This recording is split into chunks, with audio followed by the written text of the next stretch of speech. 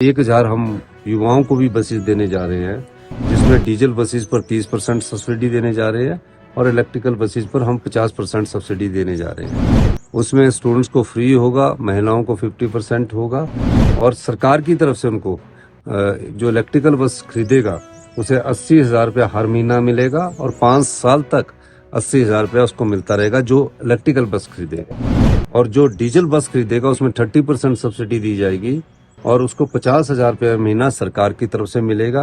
उसको सिर्फ 2 काम करने होंगे। एक पर डे के हिसाब से पास बनेगा, जो 5 रुपये पर डे के हिसाब से कॉलेज पास होगा स्टूडेंट्स का, उसमें सिर्फ 5 रुपये लगेंगे। आज ही मैंने HRTC के सेक्रेटरी और MD से कहा है कि जो ऑफिसर्स की फ्लीट की स्ट्रेंथ है, जो उनके पास 56 गाड़ियां हैं, उसमें से उनको उसकी स्ट्रेंथ को 30 कर दिया जाए। बसें आई है, उसकी सौगात दी आपने मंडी को, नहीं, जब हमने पहला बजट रखा था वो व्यवस्था परिवर्तन का बजट था। उस बजट में हमने 300 बसेस इलेक्ट्रिकल को HRTC को देने के लिए कहा था। मुझे खुशी है कि 3 साल के बाद ये इलेक्ट्रिकल बसेस HRTC को मिली। HRTC को भी आत्मनिर्भर होना पड़ेगा, सेल्फ रिलायंट होना पड़ेगा। उस दिशा से ये बसेस खरीदी जा रही है और अभी हमने कल ही 1000 बसेस जो है सरकार की तरफ से खरीद कर HRTC को देने के लिए कल मैंने फाइल साइन की है और जल्दी ही 200 हाइड्रोजन बसेस भी HRTC के फ्लीट में शामिल होंगी। तो निश्चित रूप से एक फ्लीट की जो स्ट्रेंथ है वो माननीय डिप्टी CM साहब से मैं बात करके उसको एक फिक्स करेंगे और उसी स्ट्रेंथ के बीच हम बसेस को चलाएंगे। और 1000 हम युवाओं को भी बसेस देने जा रहे हैं, जिसमें डीजल बसेस पर 30% सब्सिडी देने जा रहे हैं और इलेक्ट्रिकल बसेस पर हम 50% सब्सिडी देने जा रहे हैं। उसमें स्टूडेंट्स को फ्री होगा, महिलाओं को 50% होगा और सरकार की तरफ से उनको जो इलेक्ट्रिकल बस खरीदेगा उसे 80,000 रुपया हर महीना मिलेगा और 5 साल तक 80,000 रुपया उसको मिलता रहेगा जो इलेक्ट्रिकल बस खरीदेगा।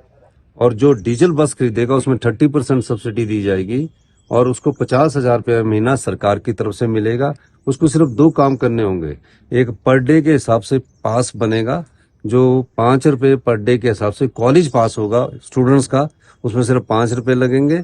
महिलाओं का आधा 50% लगेगा और उसके अलावा जो कमाई होगी, कमाई का जो होगी, जो सवारियां जाएगी वो उसके होंगे। बीच का BGF जो है, वायबिलिटी गैप फंडिंग, वो सरकार देगी। मेरे ख्याल उसकी भी एडवर्टाइजमेंट हमने अब करने जा रहे हैं। तो इस बार बसों की कोई कमी किसी क्षेत्र में नहीं रहेगी और निश्चित रूप से इसका फायदा युवाओं को भी होगा और इलेक्ट्रिकल को भी होगा। आज ही मैंने HRTC के सेक्रेटरी और MD से कहा है कि जो ऑफिसर्स की फ्लीट की स्ट्रेंथ है, जो उनके पास 56 गाड़ियां हैं, उसमें से उनको उसकी स्ट्रेंथ को 30 कर दिया जाए और सभी गाड़ियों को इलेक्ट्रिकल करने की दिशा में आगे बढ़ा जाए। तो अभी जो फॉर्मेलिटीज होगी उसको आगे बढ़ा जाएगा ताकि इलेक्ट्रिकल में भी पर चार्जिंग में हमें तकरीबन 380 किलोमीटर पर चार्ज के हिसाब से गाड़ी आ रही है, 300 किलोमीटर पर चार्ज के हिसाब से गाड़ी आ रही है।